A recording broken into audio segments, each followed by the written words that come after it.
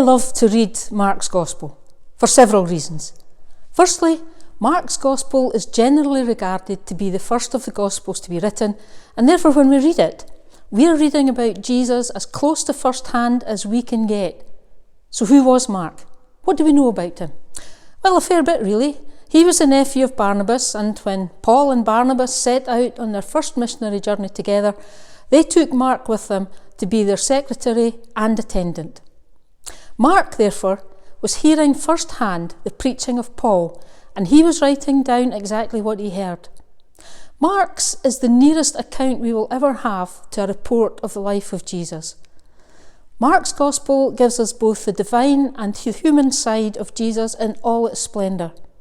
His Gospel is full of the wee details that he recorded of Paul's preaching about Jesus, the details that bring us closer to Jesus because we can understand them and relate to them. But what of our passage today? Well, it's a passage that continues at the same breakneck speed with which this first chapter opened. Mark's Gospel is dynamic and energetic and always moving. Mark shows us a Jesus that was here, there and everywhere. He was healing, exorcising demons, praying, preaching, travelling. Jesus was a consummate multitasker. But, and this is important, Jesus wasn't going about this business like a headless chicken. Within all of this activity, there was a purpose, and that purpose was to teach people about the kingdom of God and the treasures in store there for those who would listen and follow. Jesus knew his time for this work was limited, and that he had so much to do in that short time. Yes, there had been teachers and so-called healers and demon chasers before Jesus, but they were mostly all show and shallow, because what they were doing was for them. Look at me, I'm special, I'm the best. The problem was, though, they just didn't deliver. Then came Jesus, and in him, people found someone who could actually do things. He could heal, he could cast out demons, and his preaching and teaching was just up there on another level. He did what it said on the tin. And the best bit about Jesus was that he was approachable. He was there for everyone. He was happy to do his work in the quiet of someone's home, just as he was in the synagogue or in the towns and the countryside in front of crowds. He was happy to help the lowliest within society. He selected neither the place nor the person, because he recognised the universal claim of human need, and that, quite simply, is why people flocked to him. The person people want is the effective person, the person who can make a difference, and that was and is Jesus. Clearly, when we simply read the record of the things that happened at Capernaum, we can see that Jesus was left with no time of his own. In today's parlance, he had no me time, and we all now accept and recognise that to give to others of our time and energy and talent, we need to be able to recharge our batteries, and Jesus was no different. He was, after all, God in human form, with all the frailties and needs of any human. Jesus knew that he could not live without God. He knew that he could not keep giving out without taking in. If he was forever going to be giving out, he knew that he had to accept the spiritual reinforcements available to him through prayer. In a wee book entitled The Practice of Prayer, Dr. A.D. Belden has some great definitions. He says, prayer may be defined as the appeal of the soul to God.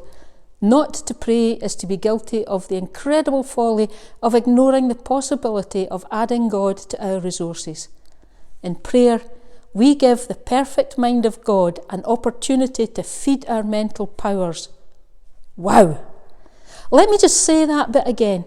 In prayer, we give the perfect mind of God an opportunity to feed our mental powers. Can you imagine, in prayer, we can allow the perfect mind of God to feed our mental powers? Can you even begin to imagine what that does? Not just for us, but for the whole of the Christian church, for the whole of humanity. The mind of God himself, reaching out through us, little unimportant, you and me, to make a difference in our communities and more globally. But prayer will never do our work for us. What it will do is strengthen us for the work that must be done. And that is exactly what Jesus recognised. That is why he so often took time out to pray. And so Jesus set out on a preaching tour of the synagogues of Galilee. In Mark, this tour is dismissed in one verse, but it must have taken weeks or even months to do. And as he went forward, Jesus preached and he healed. There were 3 pairs of things that Jesus never separated, and I want to talk about them. Firstly, he never separated words and actions. Jesus didn't think his work was done when he spoke about it. He went on and did it. It wasn't enough to say that people should be cleansed of demons. He actually exorcised the demons. Secondly, he never separated soul and body. Yes, we can talk all we want of saving souls, but what if that soul is starving and homeless, battered and abused, broken and downtrodden? Jesus saw it as his duty to do something about that, and today he calls on each of us in his name to do something about that. When Mary Slessor and David Livingstone went abroad with their mission, they went with a lot more than their Bible. They went with education and medicine. They took the school and the hospital. It is so wrong to speak about the social gospel as if it were an extra or an option. The social gospel is as integral a part of the Christian message as the saving of souls. It's what Jesus taught and delivered, and it is what he expects of us today. Thirdly, he never separated earth and heaven.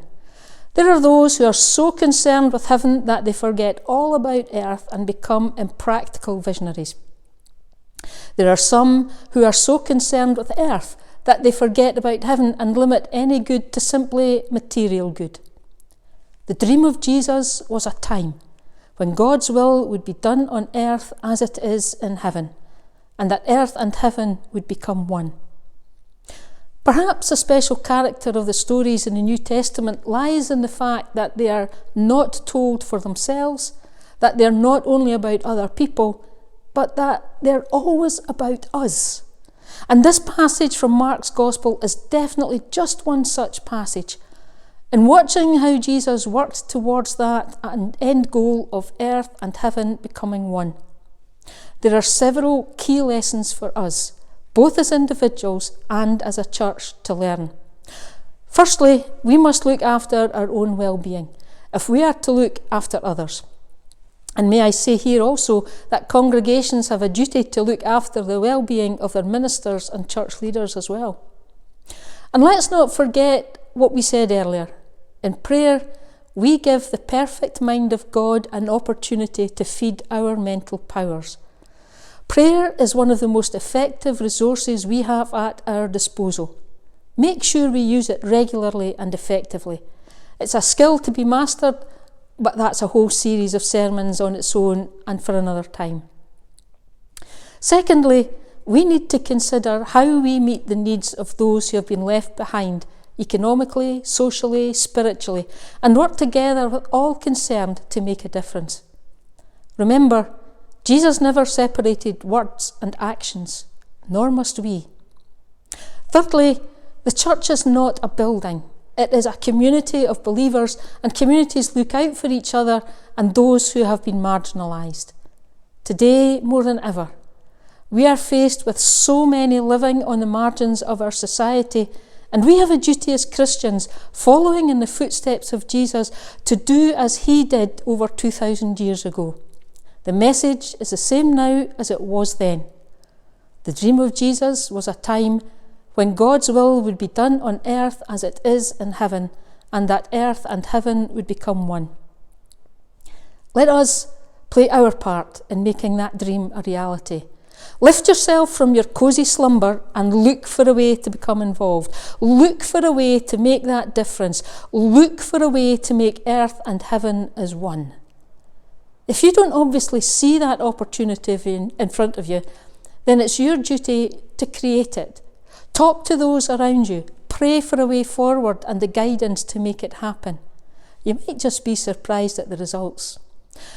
Remember, to have a lovely garden, we must have gardeners. To have a lovely world, we must have disciples. Are you going to be one of the disciples that never separates words and actions? Are you going to be one of Christ's multitaskers?